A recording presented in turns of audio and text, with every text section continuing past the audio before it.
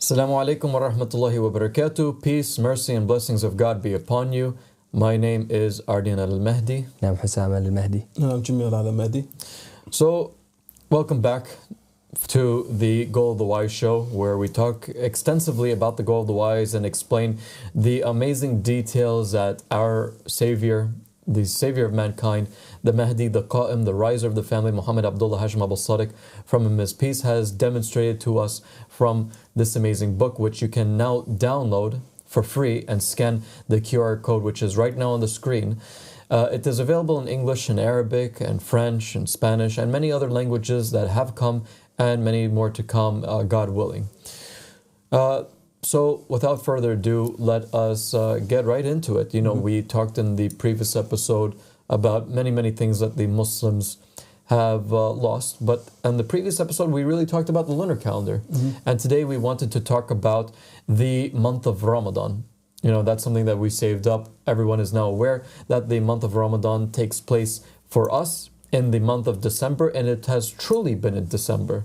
And that which the Muslims were upon previously was a lost matter. They lost the month of Ramadan, and now we have brought back the month of Ramadan for the people. And on this episode, we're going to talk about how to actually how we practice the month of Ramadan to some extent, and the reality of the month of Ramadan. And also, I'm actually going to let Jamil take the floor from here now, because for the past few episodes, you know, since we talked about the destruction of some of the main themes and symbols of Islam and bringing back and reviving the true symbols of Islam, Jamil, before the show starts, is really pumped up. He's really fired up. And when the show is over, as we're sitting here, when the show is over and the outro plays, Jamil is like, man, that was an amazing episode. Man, I can't wait for the next one. I can't wait for tomorrow. So, Jamil, you go ahead. Take the floor. Yeah, so obviously, you know, I joined the show in the Seventh Covenant, the chapter in door number 7. For me, it's one of the most important ones in the book, because it really paints a picture of the time we're living in today.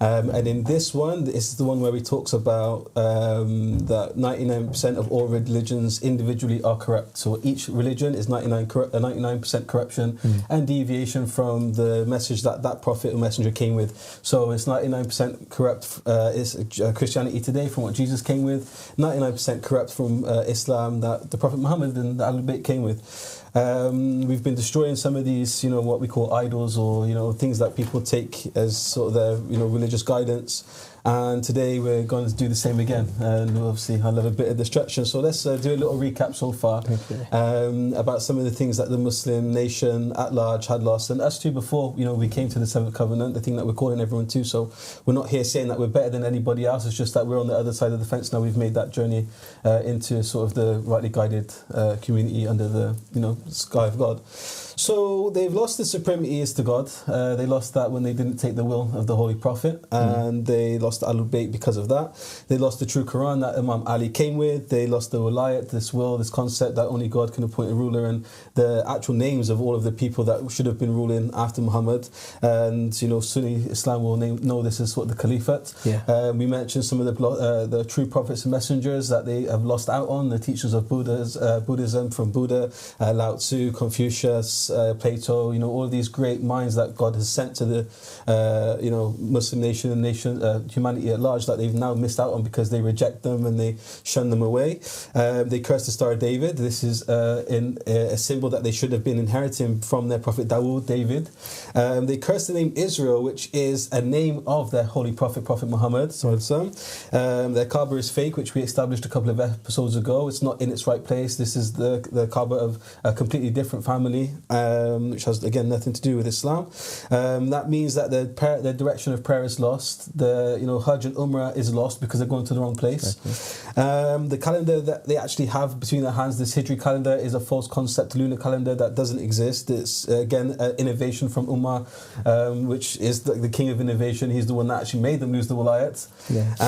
That means that then, again, their Ramadan is false, their Muharram is false, their Laylatul Qadr, their Eid, all of their big events that the calendar calendar events are false because they're not in the right time. They're not doing the right things at the right time. And as we know, God wants to be worshipped as he wants to be worshipped, which would also include being worshipped on those events when he wants to be worshipped, right? Yeah. True. And again, then I guess the most important one is they lost the prayer when they killed Imam Hussein, which obviously everyone knows about the story of Karbala, and if you don't, it's something that you should definitely look into, because it's something that I think as an open-minded person, if you're a Sunni Muslim, or if you're a Shia, you know about it, but if you're a Sunni Muslim and you sort of accept this, then there's a problem here. Right. There's a really big problem. So without further ado, I want to bring up a video from Abu Sadiq that speaks about the calendar which we spoke about yesterday, just to give you a little bit of recap and to start this episode off with the words of the Qaim, the riser of the family of Muhammad. So let's bring up that first video. In the narrations of Muhammad and the family of Muhammad, it states that in the end times, the people will be fasting in other than the month of Ramadan and breaking fast in Ramadan, which is a clue that they lose track of the calendar. They lose track of the months. They lose track of where Ramadan is. And in one narration, when they went to kill Imam al-Hussein alayhi salam, and when they went to fight against the household of the Prophet Muhammad sallallahu alaihi wasallam, a dua was made by the Ahlul Bayt. May this Muslim nation never fast another Ramadan until the appearance of the Qa'im. And from that time forward, they lost track of the holy month. It was lifted from them, as the understanding of the Quran was lifted from them, and as Islam was lifted from them, and as guidance was lifted from them, because they fought against Muhammad and the family of Muhammad alayhi salam. And so today, nothing remains of Islam. And today, the most important tenet of Islam, which is its true jewel, which is the supremacy of Allah subhanahu wa ta'ala, that nobody has the right to appoint a leader except for God, and that Islam means submission, and submission means to the rightful heir who is appointed by God, and that is the family of Muhammad, the selected Imams and Mahdis, those who were mentioned in the will of the Prophet Muhammad sallallahu alaihi wasallam. So, I mean, there you have it. That's the words, the powerful words of the Qaim, the riser of the family of Muhammad, Abu Sadiq alayhi salam. And it says it very clearly that basically, since they killed the Prophet Muhammad and the family of Muhammad, they have nothing left of Islam. They're completely void of guidance. There's nothing that is resembling the Islam that Prophet Muhammad came with, and we've just illustrated that point. And just to further hammer it home, I just want to read this next slide. It's a slide from Al-Buhar. It's a very popular slide, something that we keep mentioning because it's so true that basically there is no resemblance of this religion. So I'll just quickly read it and we'll continue. So it says, "A time will come for my ummah during which nothing will remain from the Quran save its scripting," which means its writing, "and nothing will remain from Islam except its name. They will be called Muslims while they are as far as one can be from Islam. Their mosques will be filled with people, but they will be void of right guidance. The jurists of that time," which are these non-working scholars that we keep pointing out, "will be the most evil under the sky, and they have sown fitna or disorder, and disorder they shall reap." And that's exactly what we see today. That is why the world is so full of misguidance. And something that is shocking is that the Muslim nation turn like two blind eyes to this, and they are completely unaware, and they hold on very tightly to something that has no value in effect in the eyes of God. And just as a last little point, because I found it hilarious, and it's funny because it's true. I think a couple of episodes ago, Hassan, you left your phone here, but you took your phone case, right? Yes. So when we was walking, I was like, "Look, Hassan, you took your phone case, but you left your phone." And I mean, this is a reflection of Islam today. Exactly. They have the case, they have the shell, but they are void of the device. They don't have the actual thing that is valuable, and everything that's supposed to be protecting, and they've lost that because they killed it. So I mean, when you took that as an analogy, I think that hits home hard, because you have to really reflect on it and think like, actually, this is the case, and we've been demonstrating it, and today we're going to demonstrate it even further with the topic of Ramadan, which is like one of the main things of Islam, right? Exactly, yeah, for sure. I think just to add another one of these examples, it's like they took the label of Google and left Google Maps behind. How are they going to be guided if they don't have that guide? You know, it doesn't make any sense. Islam today is one of the most lost religions that you can ever look into. If you go into it, they differ about every single thing. You mentioned a list this long. They even if you go between each other about their aqaid, about their beliefs, about God Himself, they disagree. Like they lost even who is God. Like, can you imagine that? I could imagine you lose a prayer, but to lose who God is, well, that's an evidence enough for you to start to reflect and go like, wait, if the madahib, all these schools of Islamic thought, if the Shia Sunni divide, by the way, even between Shias they differ about God. So there's they have lots of discussions and lots of disagreements about who God is. So the idea, even though they have the Ahlul Bayt alayhi salatu wasalam's narrations, but they lost the understanding. As Abu Sadiq said, Allah has lifted understanding from them of the Quran and about these narrations of the family of Muhammad, from them is peace. So just to say something, because Abu Sadiq alayhi salatu wasalam in the video, he mentions a narration, right? And the narration he mentions, it's in a book Al-Kafi, volume 4, book 2, hadith, chapter number 74, where he says that, that basically after the murder of the Imam Al-Hussein alayhi salatu wasalam, an angel from underneath the heavens, from underneath the throne, shouted a shout, and he said that, made a prayer, and that prayer is, may Allah never allow you, O Muslim, O you generation of Muslims, or generation Ummah, a group of people, the group of the Prophet, who have literally murdered, who are so confused about the family of their own Prophet that Allah subhanahu wa ta'ala never allow you success to a prayer, to a fasting or a breaking of a fast. Or Eid al-Fitr. Fitr could also mean Eid al-Fitr, which is the Eid after Ramadan, right? So may Allah never allow you to be successful to that. In fact, it's actually mentioned in other narrations as well. In the for example, in supplication 45 of the farewell to month of Ramadan in Al-Sahifa Sajjadiyah, what Shia doesn't know the Sahifa Sajjadiyah and doesn't have it in their house? Go to the supplication about the farewell to the month of Ramadan, and go to number 145 and read from there, where it says, "O God, we are the people of this month." This is the Ahlul Bayt saying, "We are the people of this month. Through it, you hast ennobled us, made us honored by it." And then 146 it says, "And given us success because of your kindness to its time." Its time, while the wretched are ignorant of its time. So that basically means that when Imam Sajjad was making the supplication, he was actually fasting on the correct month of Ramadan, while the nation, he's even saying it by himself, from the hadiths of the Ahlul Bayt, from this dua from Sahifa Sajjadiyah, that the Muslim nation other than the Ahlul Bayt are fasting in other than its time. That is proof by itself. That is absolutely a proof for every Shia and every Muslim that can actually that take from the family of Muhammad. Continuing, it says, made unlawful for them. So Allah is saying, Ya Allah, you made unlawful for those wretched people because of their wretchedness. Wow.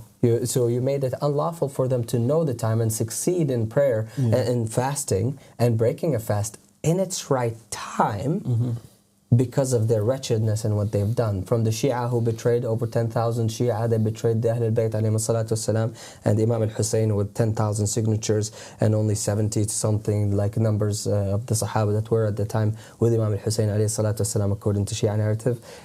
To the betrayal of the Sunnis, who actually had the army of 10,000 against Imam al-Hussein alayhi salatu wasalam, where they actually did the murder of the Ahlul Bayt alayhi salatu wasalam, one of the masters of youth of paradise.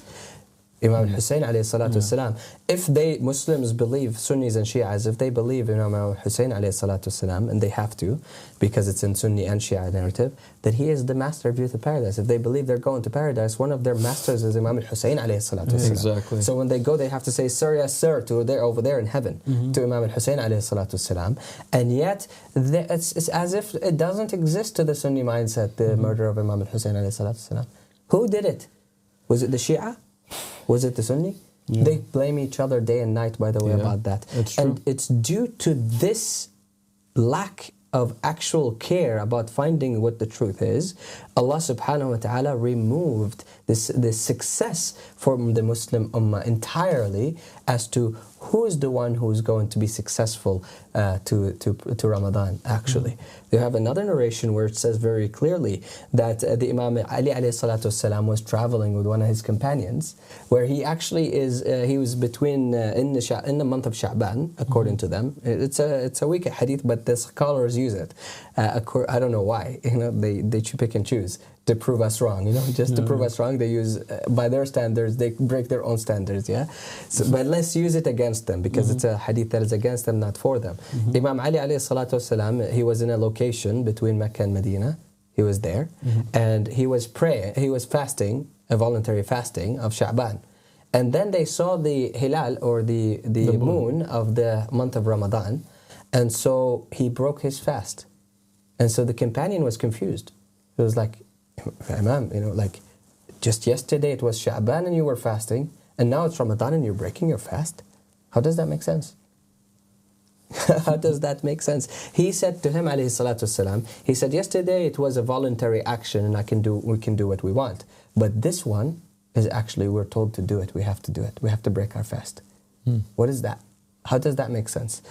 Fit this narration that the Imam alayhi salatu wasalam broke his fast in Ramadan, according to the general masses, with the other narrations we just mentioned. With the Sahifa Sajjadiyah, that the Imam is praying, that saying thanks to God because He had granted them success to the fasting time, and made the wretched people not successful to the time, and to the narration that Abu Sadiq alayhi salatu wasalam said, which is a dua that came down from underneath the throne, saying, may Allah never allow you success to it. Now you have an actual case which can be presented in a court of law that is acceptable as a proof that it's very clear that the Muslims have lost the timing of the month of Ramadan. Even if we agree, Shias and Sunnis do fasting on the same month and the same time. So who's the wretched here? The Shia or the Sunni? They both fast on the same month. So they're both wretched in this case. Exactly. Yeah, so I think that's that's just a aspect of the Ramadan proved from the authentic sources and the sources of the Ahlul Bayt alayhim salatu wassalam, which is one of the disasters that had hit Islam, which means that they lost one of the pillars. Yeah, and one of the things that is a disaster that hit Islam is not just the fact that they were fasting other than their times, it's even the fasting itself. And I don't mean by that they should not fast, because it actually says, and if we pull up the next slide, for the Quranic verse, Surah Al-Baqarah, we see that it says, "O you who have believed, decreed upon you is fasting as it was decreed upon those before you, that you may become righteous." So the act of fasting, according to the Quran, was an act that was prescribed on the people from before and was prescribed for the Muslims of that era, so that they can be what? So that this way they can be righteous. That is a month in which you are supposed to fast from the body, fast from the senses, and fast from the dunya pleasures. But the thing, guys, is that something that we see the Muslim world doing today? Absolutely not. I mean, obviously not. I think us who grew up as Muslims, all three of us have been brought up in Muslim households. I'm pretty sure that it was the case that when you were fasting and when you were fasting, when I was fasting, that we would see some very weird scenes and very weird ways that people would conduct the ritual of fasting. Yeah, exactly. Like there's when we were kids, I remember Ramadan was very magical, right, as a month, because when you're a kid, obviously you just trust in your parents and you trust in in whatever that they tell you, and so therefore it becomes a magical experience as a kid. That's why it would be very strange for you to listen to us right now disproving the month of Ramadan. But keep in mind, we have just shown you evidence from the narrations, and yesterday we made you another video which is like destroyed the calendar of them, which proved for you that the Ramadan is actually in December according to Quran. So now we have Quran, we have Hadith, and logic and reason, which makes you like, how are you going to deny? You deny one or two, but how can you deny three? No, you can't. You cannot.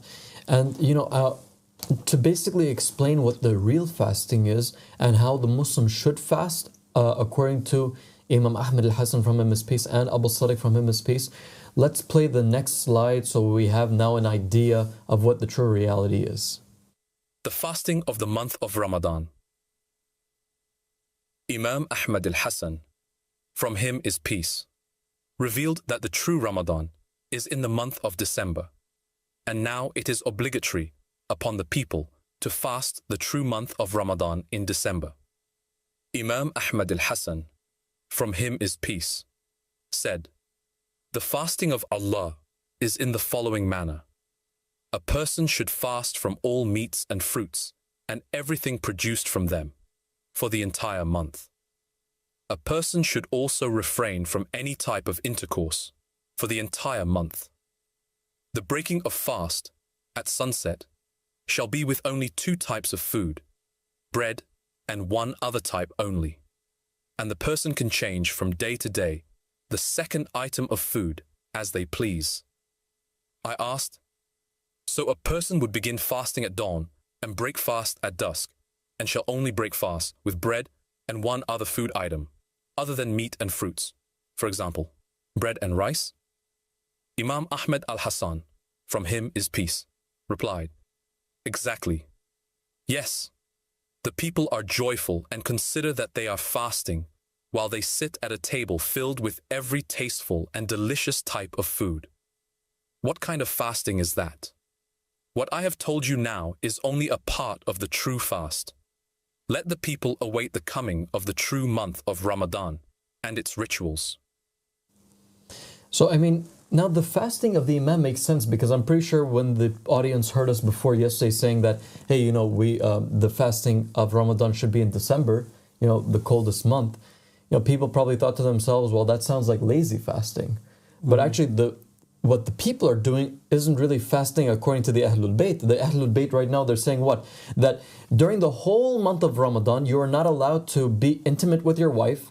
But the Muslims, what do? At the when they break fast, you're allowed to be intimate with your wife, right? So you're not actually losing out on anything. You're actually still doing what you like. 2, the Muslims are able to eat what they like. So when the sun comes down, they're able to eat what they like to whatever capacity that they like, without withdrawal and without thinking to themselves like, you know, maybe my belly might blow up, maybe I'll vomit, maybe I'll feel sick, maybe I can't eat this much food, maybe this food will go to waste. But with us, we can't even eat meat, we can't even eat fruit, and the only thing that we're allowed to eat during the fasting, the true fasting, is bread and 1 other type of food. So one day we could have bread and rice, another day we could have bread and cheese, another day we could maybe have bread and lentils, but we cannot have bread with shakshuka and ta'meya and falafel and shish kebab and shish tawuk and hummus and baba ganoush or rice pudding or ice cream or chicken or steaks. Oh my pizzas, God. burgers, you name it. And It's a disaster, man. It's crazy because, just sorry to like interject, but it's our past. It's like I remember. I'm not gonna act like I was, you know, doing the actual Ramadan my whole life. I was obviously a Muslim that was misguided until we came here. Exactly. So I'm not gonna act like I'm better than anyone, and I just want to share my experiences because I'm sure it's similar experiences to everyone out there. Like, not specifically me, but me, my family, people around me, like they would change their their working schedules so that they would have their holidays in Ramadan. So therefore they could just sleep in the day. Obviously we're here in the UK. So that's cheat code then. Exactly. If we're here in the UK, so sometimes the fast is like an 18-hour fast because in the summer days it's long. So they would change their working schedules so that they have their holidays in Ramadan. As soon as sun goes down, it's party time. They're drinking, smoking again, sleeping with their wives. Not drinking alcohol, but like, you know, it's like freedom again. Some were drinking alcohol, but that's another story. But it just goes to show the sort of like, they act good throughout the day, they sleep throughout the day, and they act like they're doing this holy month of Ramadan. So as you said, it's like this idea of when we said yesterday that actually we just do it in December. It's not a case of lazy Ramadan, is you're not even doing Ramadan correctly. Like the Ramadan now is much more difficult if you actually practice it than it would be then, because all you would do all day is you'd rest, you'd sleep, you'd stay out the sun, you would just basically chill until it's time to have an amazing iftar, right? You'd have milkshakes, you'd have the samosas, lasagnas, all these amazing foods on the table every day for a month. And then you would be a bit full, you'd like hang out with the family. Well, not I guess hanging out with the family, that's nice. Hang out with the family, and then, you know, you'd pray, and then you'd eat again, and then you'd pray, and then you'd eat again. And then like you'd go for suhoor, which is again like a lovely, nice big meal, drink a load. You'd be like so bloated, and you know, pray Fajr, and then go to sleep, and then do the same thing, repeat, like this cycle. And you have to imagine, like, even here in the UK, where it's not an Islamic country, but the TV, have special TV times, special TV productions, you know. Entire series, for sure.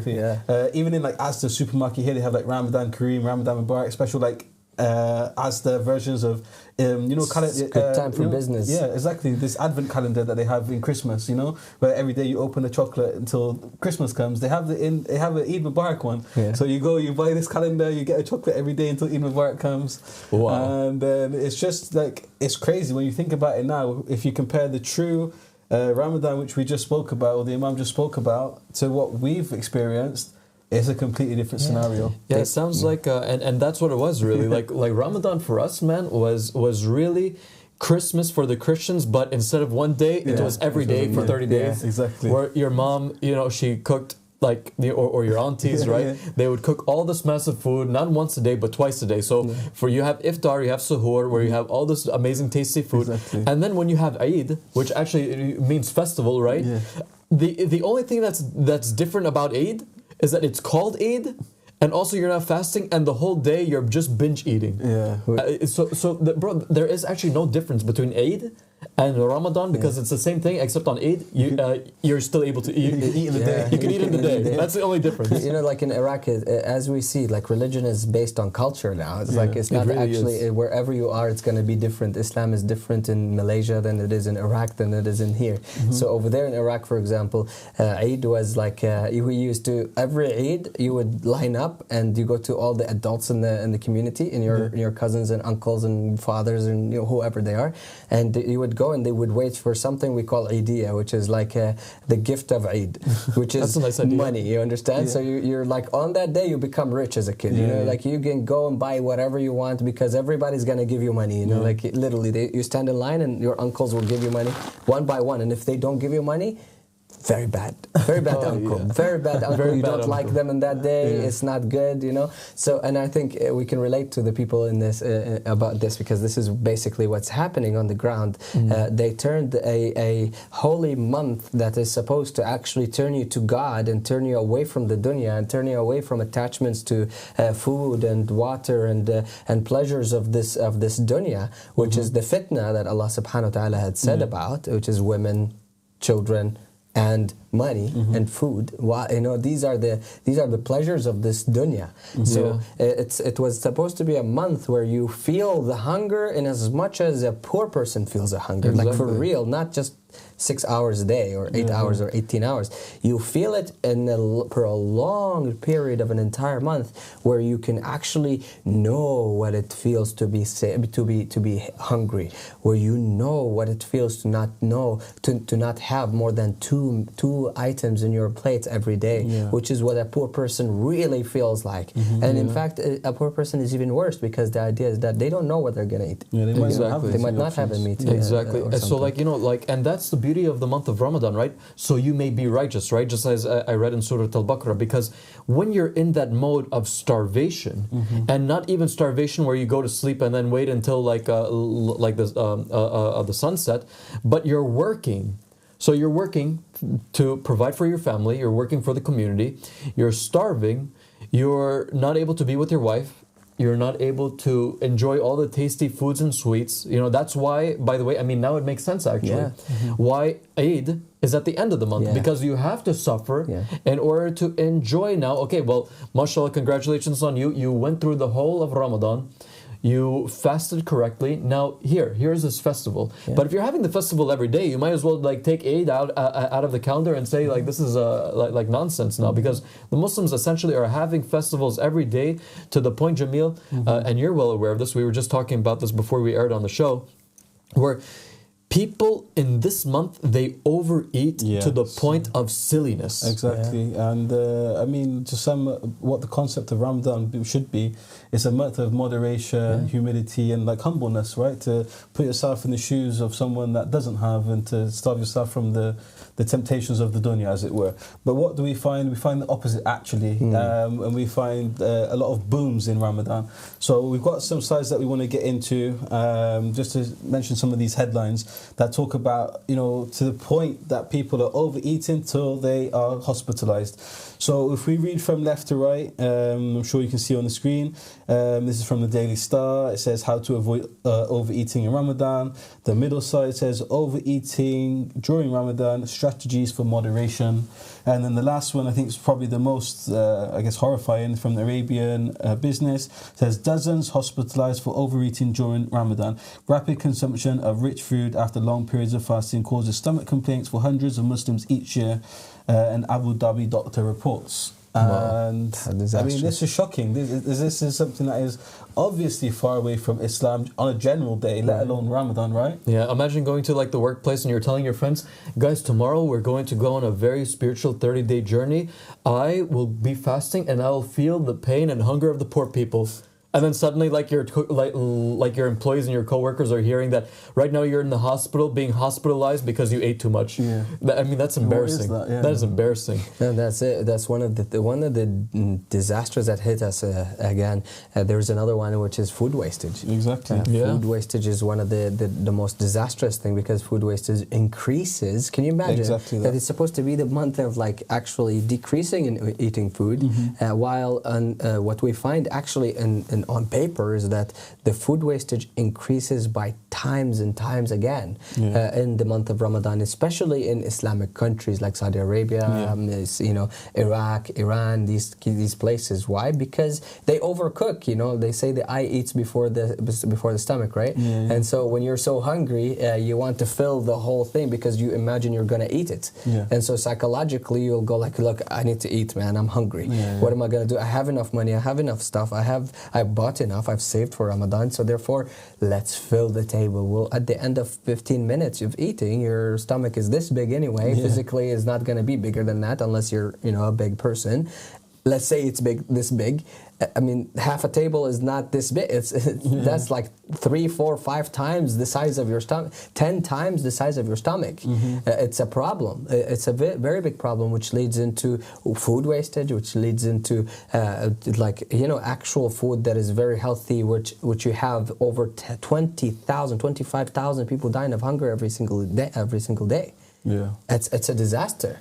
And you have 10,000 children dying of hunger, and yet you, as a Muslim, actually go and waste tons upon tons, hundreds of tons in Saudi Arabia per year. Yeah, it's crazy. Like if you actually go to the numbers, it's mind-boggling. Imagine hundreds of tons of food, perfectly cooked and perfectly well. Food that is thrown in the trash just because people overcooked. Yeah, there was even one article that stated that in the city of Mecca, that the people believe Mecca to be, and we explained that it wasn't, it was said in the first 3 days of the month of Ramadan, 500 tons of food went to the trash. Look at that. And 5,000 tons is a lot. It's not like 500 kilos. No, we're talking about thousands, like kilos in the thousands, or that maybe... That could literally feed every child that died from hunger. Literally. Yeah, exactly. How disastrous is that? It is insane. It is sad. And actually, let's pull up the next slide where we can actually see from HSBC Business what it says about food wastage in the month. It says over here, food waste is a major concern in the UAE. And so this is just the UAE by itself, by the way. where a staggering 38% of prepared food is thrown out annually. Unfortunately, this number increases by 25% during Ramadan compared to other months. The trend is expected to worsen this year, with leftover food waste predicted to increase from 2.7 kilos to 4.5 kilos per person daily, especially due to excess food preparation during iftar and suhoor gatherings.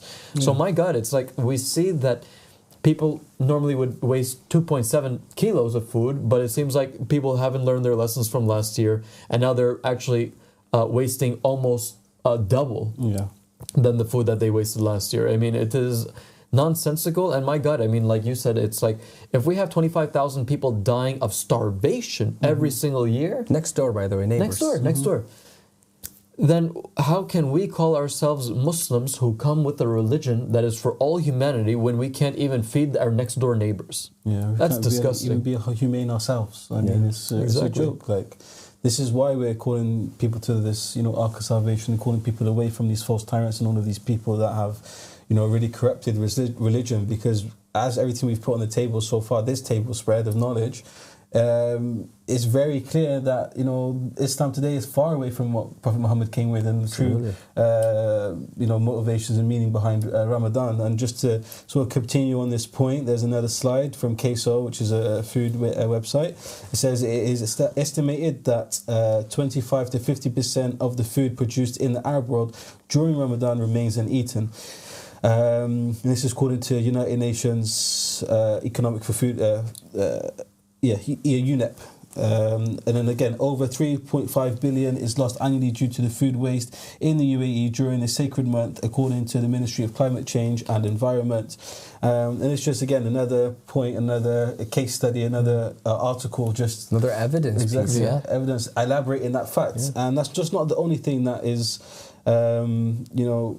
happening in Ramadan. Like, as we're mentioning, like from here in the UK, which is not even an Islamic country, you have sort of Ramadan sales, these Ramadan advent calendars. So like, again, a boom of like commerce is happening too, right? Right. Yeah.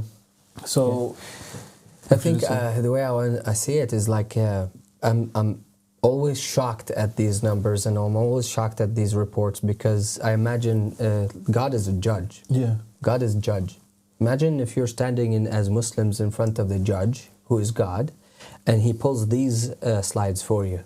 Mm-hmm. And he says, you're a part of that religion that's so-called Islam. Did you hear about the warnings of the Prophet Muhammad that Islam is going to split into 73 sects? Mm-hmm. You say yes, because no Muslim hasn't heard about it. Why didn't you investigate? Yeah. Then he will pull up another slide. He will say, did you do that? And he will say, yeah, I was a part of it, but I thought like our sheikhs, our imams told us it's okay to do this. It's like, they did it. Yeah. They did it in the mosques, my Lord.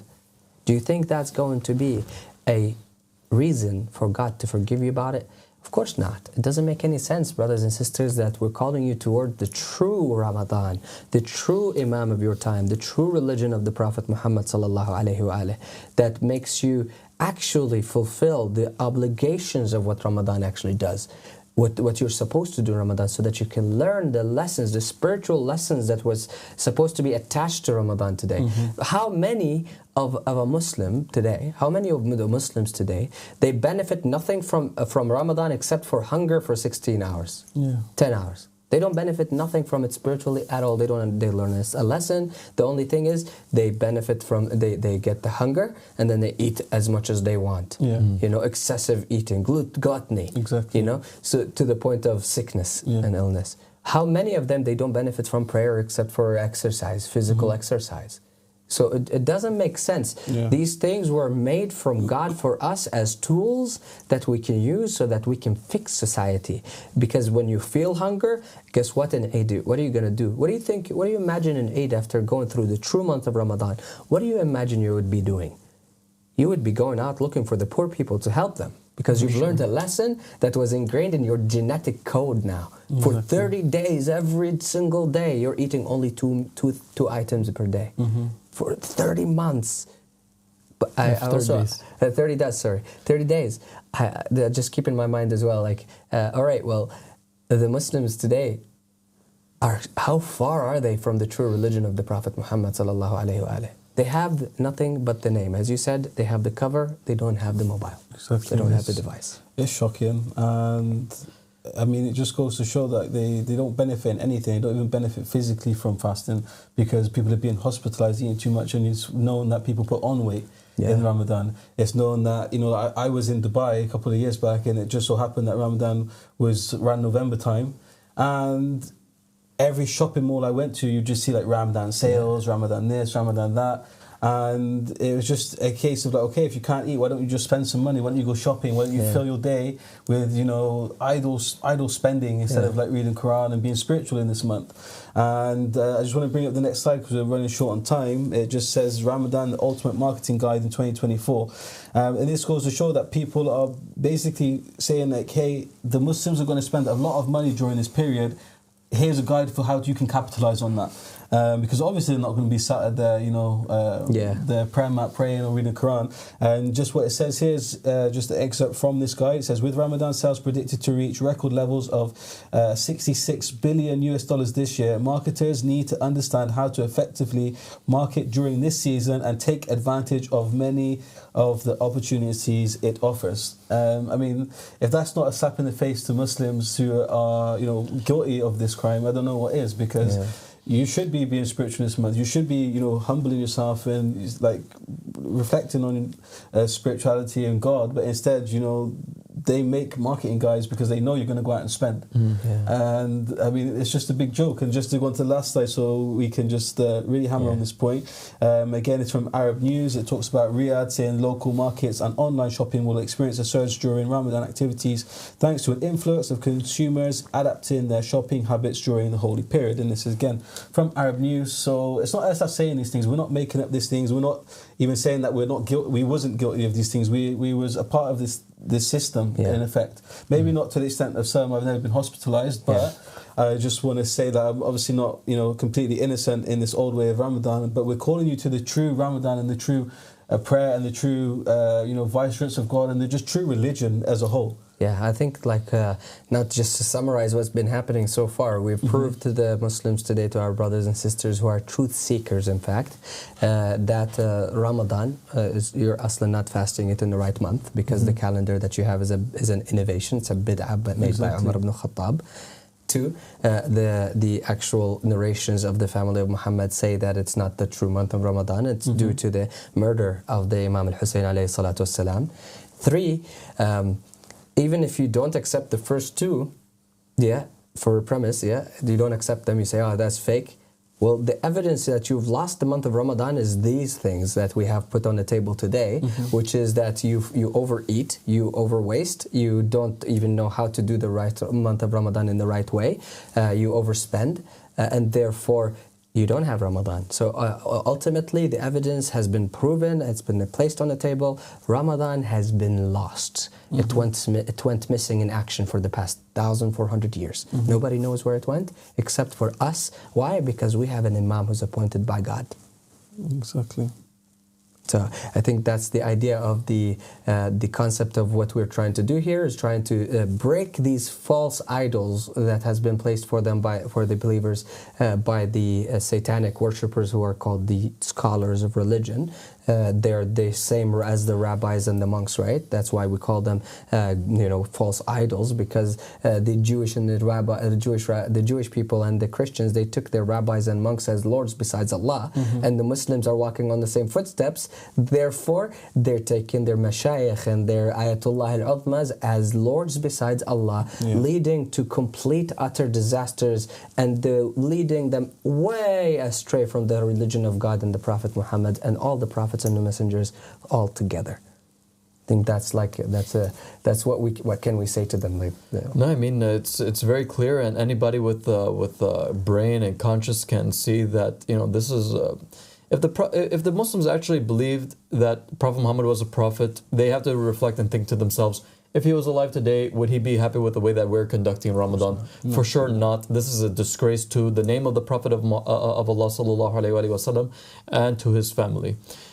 Anyway, thank you all very much for watching. And in the next episode, we're actually going to dismantle another misconception of Islam based on dress code. I think that's going to be a very interesting one, because a lot of people actually have a problem with this, and a lot of women actually wish that this was something that was cleared up.